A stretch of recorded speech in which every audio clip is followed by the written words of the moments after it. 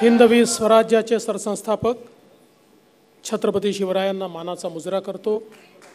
भारतीय राज्यघटनेचे शिल्पकार भारतरत्न डॉक्टर बाबासाहेब आंबेडकर यांना मानवंदना अर्पित करतो। खऱ्या अर्थानं ज्यांना आद्य क्रांतिगुरू म्हणून आपण ओळखतो असे अनेक स्वातंत्र्य संग्राम सेनानी, विचारक आणि क्रांतिकारक ज्यांनी तयार केले ते आद्य क्रांतिगुरू लहुजी वस्ताद साळवे यांना मानवंदना अर्पित करतो। आणि ज्यांच्या जयंतीच्या निमित्ताने आपण सर्व लोक या ठिकाणी एकत्रित आलो आहोत ते खऱ्या अर्थानं साहित्यरत्न लोकशाहीर अण्णाभाऊ साठे यांच्या जयंतीच्या निमित्ताने त्यांना मानवंदना अर्पित करत असताना आपल्या सर्वांना या जयंतीच्या खूप खूप शुभेच्छा देतो। आणि आज या कार्यक्रमाच्या निमित्ताने मंचावर उपस्थित असलेले महाराष्ट्राचे लोकप्रिय मुख्यमंत्री माननीय एकनाथराव शिंदेजी, माननीय उपमुख्यमंत्री अजितदादा पवार, माननीय मंत्री शंभूराजे देसाई, आमदार अमित गोरखेजी, लक्ष्मणराव ढोबळेजी, राम गुंडिलेजी, मारुती वाडेकरजी, मच्छिंद्र सकटे सर, सुमनताई गोपले, विजयजी वाघमारे, सुनीलजी वारे, आर वरदराजन, या ठिकाणी मंचावर उपस्थित सर्व मान्यवर आणि उपस्थित सर्व माझ्या भगिनी आणि बंधूंनो, खरं म्हणजे आज अजितदादांनी इतकी जोरदार बॅटिंग केली आहे आणि इतके रन काढले आहेत की आता फारसे रन काढण्याची आवश्यकता की उरली असं मला वाटत नाही।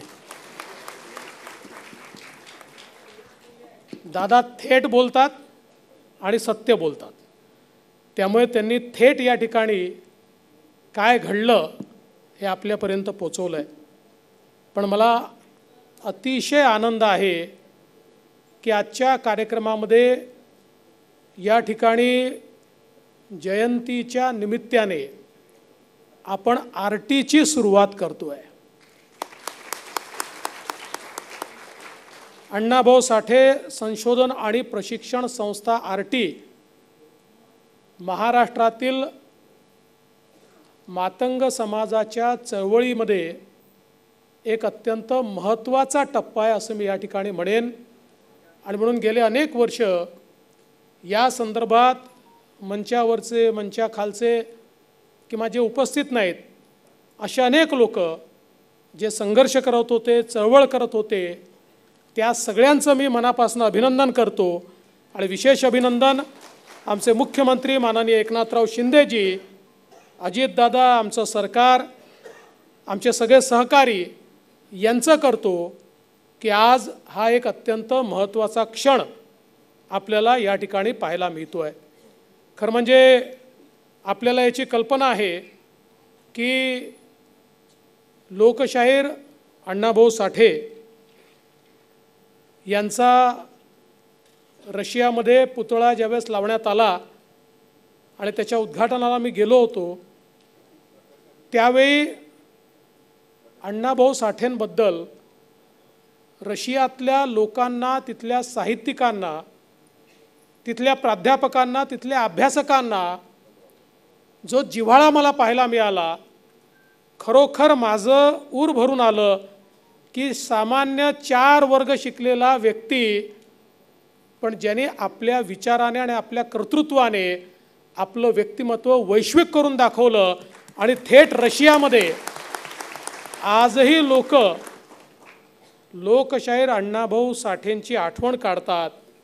आणि ज्यावेळेस रशियामध्ये अण्णाभाऊ साठे गेले होते आपल्या पहिल्या भाषणामध्ये ते म्हणाले, मी छत्रपती शिवाजी महाराजांच्या राज्यातून आलो आहे, तुमच्यावर मराठीत भाषण ऐकण्याची ही पहिलीच वेळ असेल कदाचित, परंतु जी भाषा मी बोलणार आहे ती महाराष्ट्राची मायभाषा मराठी आहे आणि मला त्याचा अभिमान आहे। अशा प्रकारची सुरुवात ही लोकशाहीर अण्णाभाऊ साठेंनी त्या ठिकाणी केली। आणि ही देखील अभिमानाची गोष्ट आहे, केवळ रशिया नाही तर जगातल्या कित्येक देशांमध्ये त्यांचं साहित्य त्या ठिकाणी पोचलं आणि अनेक महत्त्वाच्या गोष्टी या साहित्यातून लोकशाहीर अण्णाभाऊ साठेंनी आपल्याला सांगितल्या. अण्णाभाऊ साठेंनी सांगितलं की पृथ्वी शेषनागाच्या डोक्यावर नाही, तर ही पृथ्वी सामान्य कामगाराच्या तळहातावर त्या ठिकाणी आहे, हा संदेश देणारे. आणि मला लढा मान्य आहे पण रडगाणं मान्य नाही, हे सांगणारे अण्णाभाऊ साठे. आणि मला असं वाटतं, ज्यावेळेस मातंग समाजाच्या सर्व नेत्यांना आणि संघटनांना लढताना मी बघतो, तुम्ही लोक रडले नाही, तुम्ही लढत राहिले, तुम्हाला लढताना पाहतो, त्यावेळी खरोखर या गोष्टीचा मनापासून अभिमान वाटतो की जे शब्द, जी ऊर्जा अण्णाभाऊ साठेंनी आपल्याला दिली ती खऱ्या अर्थानं जिवंत ठेवण्याचं काम तुम्ही या ठिकाणी करतात. आणि आज RT सारखी संस्था या ठिकाणी तयार झाली. खरं म्हणजे आपल्या कल्पना आहे की जो काही क्रांतिगुरू लहुजी साळवे मातंग समाज अभ्यास आयोग तयार झाला होता, 2003 साली तयार झाला होता, आणि त्याच्यानंतर अनेक वर्ष तो धूळ खात पडला होता. ज्यावेळेस मी मुख्यमंत्री झालो त्यावेळेस माझ्या हे लक्षात आलं, फायलींच्या ढिगाऱ्यामध्ये धूळ खात या अहवालाची फाईल देखील सापडली. आणि मग दुर्दैवाने माझ्या लक्षात आलं की कशा प्रकारे या आयोगाला धूळखात ठेवण्यात आला आहे.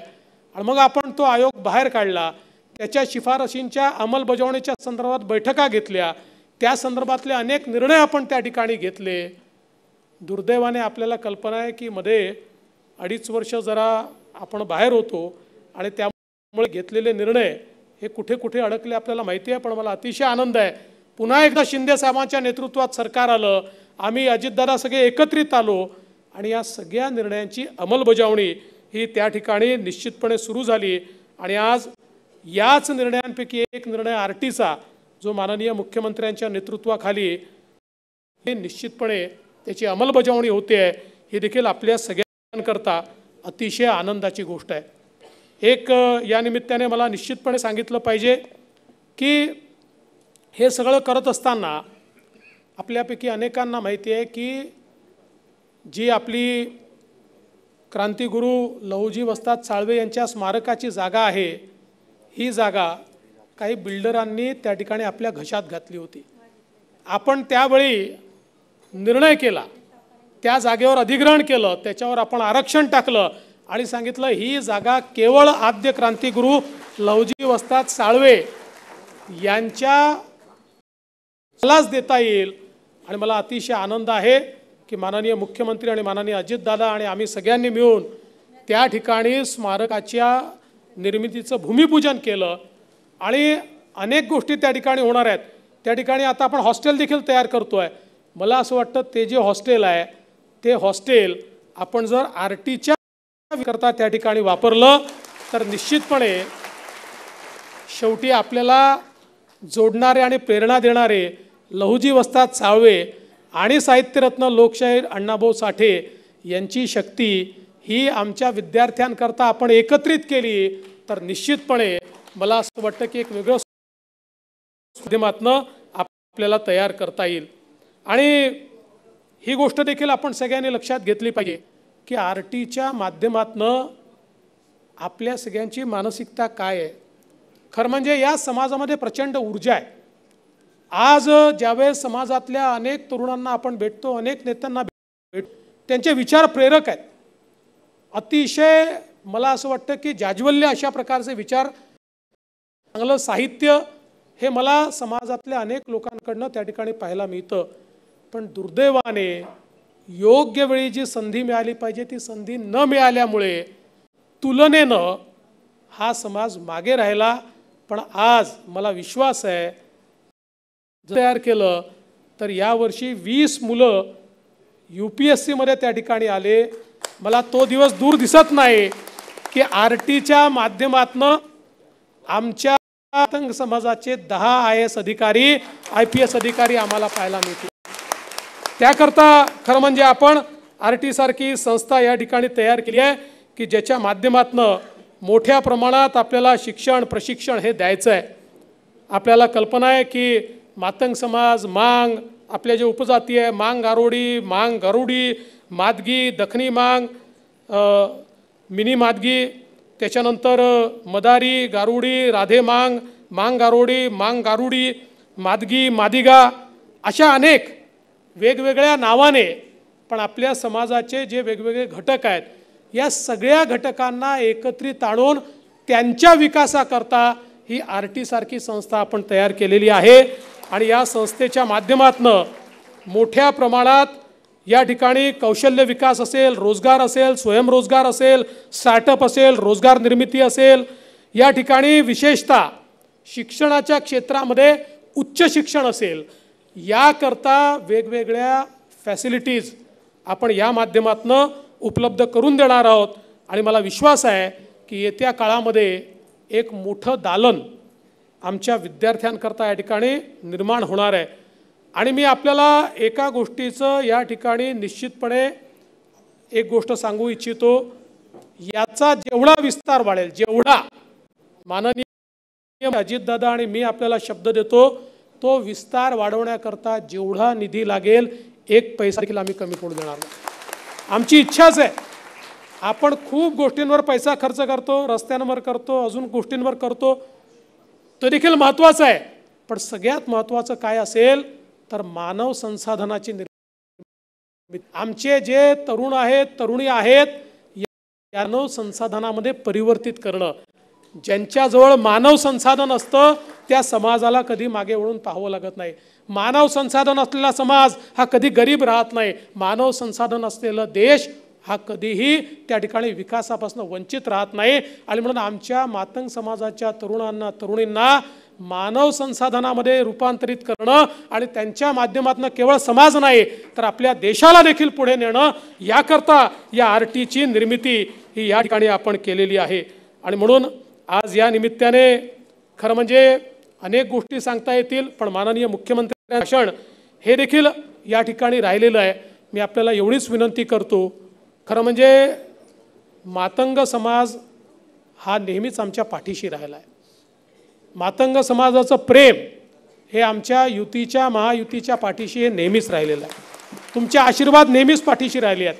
त्यामुळे मी तर असं म्हणतो की तुम्ही एखादी गोष्ट आम्हाला हक्काने मागितली तर तो तुमचा हक्कच आहे, कारण तुम्ही देखील आम्हाला भरभरून प्रेम हे नेहमी देतच असता.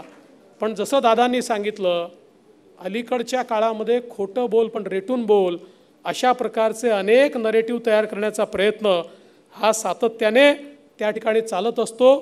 पण मला विश्वास आहे अशा प्रकारचे खोटे बोलणारे लोक एखाद्या निवडणुकीपुरतं खोटं बोलू शकतात. खोट्याचं आयुष्य कमी असतं, सत्याचं आयुष्य मोठं असतं. सत्याचं आयुष्य मोठं असतं म्हणूनच लोकशाहीर अण्णाभाऊ साठेंचे जे शब्द आहेत ते आजही प्रासंगिक आहेत, कारण ते जे जगले त्यातनं त्यांनी सत्य मांडलं. जी वेदना त्यांनी सहन केली ती वेदना त्यांनी त्यांच्या साहित्यातनं मांडली आणि म्हणून ती वेदना आजही सत्य आहे, ती तेवढीच प्रासंगिक आहे. मला असं वाटतं अशाच प्रकारचा आपला आशीर्वाद हा सातत्याने आमच्या पाठीशी राहील आणि आम्ही देखील पूर्ण ताकदीनं समाजाच्या पाठीशी उभं राहू. आज खरं म्हणजे या ठिकाणी आपल्यापैकी अनेक लोकांनी, गोपले साहेबांनी देखील एक मोठा लढा उभारला होता अबकळच्या संदर्भात आणि त्या संदर्भात आता सर्वोच्च न्यायालयाने निर्णय दिलेला आहे. आपण एक समिती देखील तयार केली आहे. माझी विनंती आहे, समितीचा अहवाल जर तुम्ही लवकर दिला तर सर्वोच्च न्यायालयाच्या आदेशाप्रमाणे आपल्याला आयोग तयार करावा लागेल. तुमचा लवकरात लवकर जर त्या ठिकाणी अहवाल आला तर त्या अहवालावर आधारित एक आपल्याला निवृत्त न्यायमूर्तींचा किंवा तत्सम एक आपल्याला आयोग तयार करावा लागेल आणि मग त्या आयोगाच्या निर्णयानुसार आपल्याला ती वर्गवारी वगैरे करावी लागेल. त्यानंतर आपण हे लवकरात लवकर करा. आपल्याला कल्पना आहे की आपलं महायुतीचं सरकार वेगाने निर्णय घेणारं सरकार आहे.